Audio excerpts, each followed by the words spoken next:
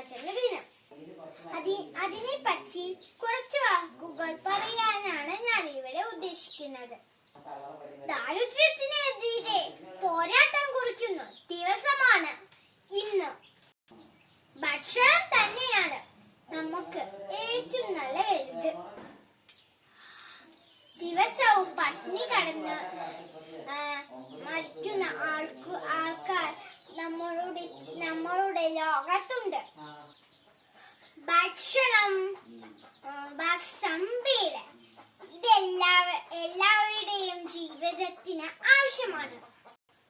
നമ്മൾ ഒരിക്കലും ഭക്ഷണം പാഴാക്കി കളയാൻ പാടില്ല.